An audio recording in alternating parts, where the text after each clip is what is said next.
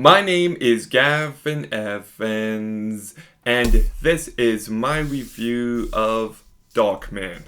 And this review will have spoilers, so there's your warning. But nobody ever talks about this movie, and they really should. It's awesome. It's great. It is just so good. And between this movie, Spider-Man, Spider-Man 2, Spider-Man 3, and Doctor Strange 2, Sam Raimi really is the best superhero movie director. He is, definitively. Just such a talented man. But let's begin by talking about the performances. And Liam Neeson is great for 90% of this movie. I will admit his performance is a little off at the start, but once the plot kicks in, he really delivers. I love how insane and over the top he is. It felt like a Bruce Campbell performance given by Liam Neeson.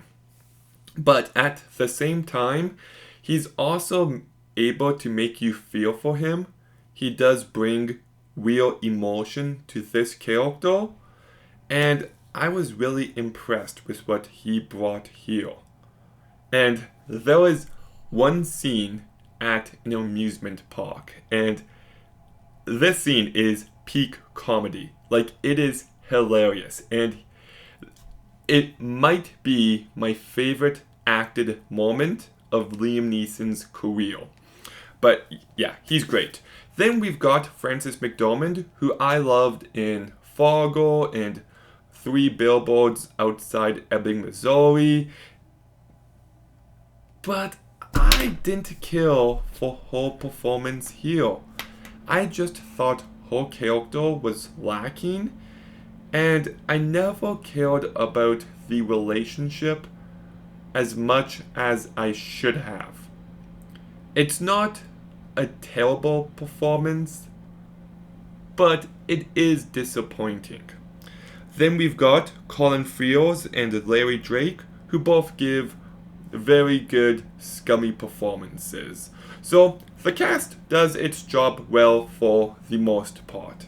But what really elevates this movie is Sam Raimi's direction.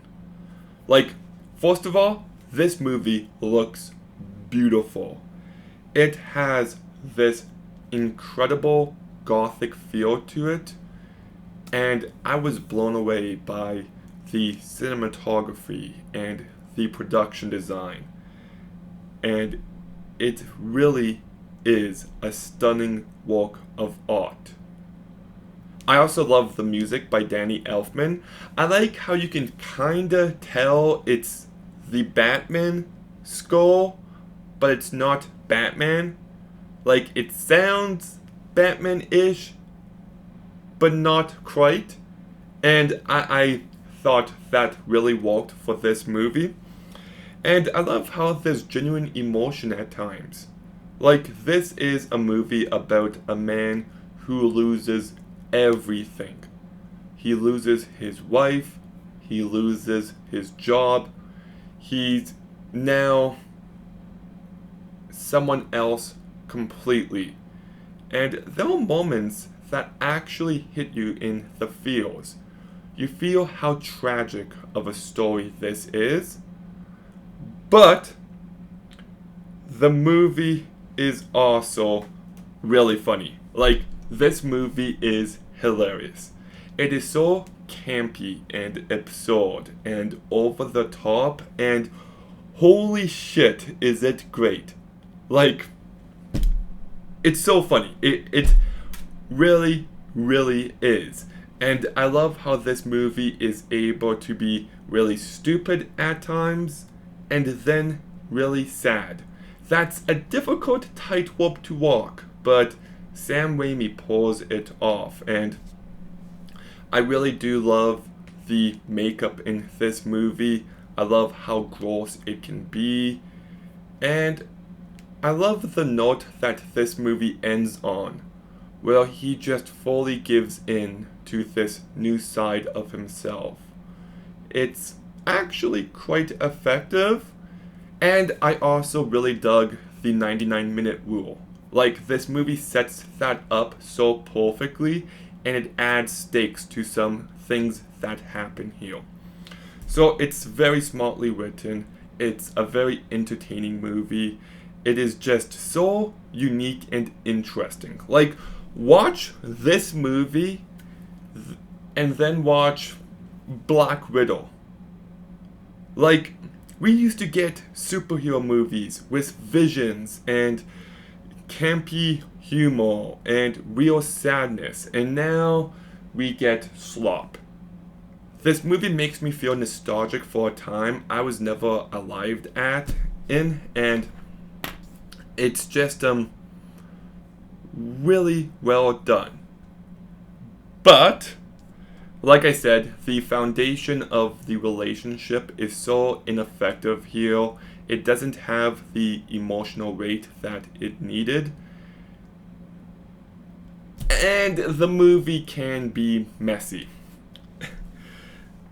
Okay, can anyone actually tell me what the bad guy's plan was?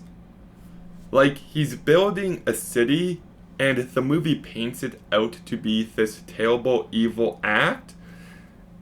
And maybe I missed something, but I don't get why. So, that's a little bit off. And it does feel like the movie is missing scenes throughout. Sometimes I'm just like, wait, did he do this? Did they show that? And it can feel odd throughout. But that said, I don't really give a shit. I don't. This movie is so entertaining. The climax has a scene where the villain is just a meter away from the hero, and he keeps missing, and it's so funny. It really is. I think Sam Raimi does a brilliant job with directing this movie. It's so unique and funny and campy and out there and weird. The movie's also quite sad, and there's some interesting character stuff going on. The movie looks stunning. The makeup effects are terrific. The movie has a great score. Liam Neeson is great.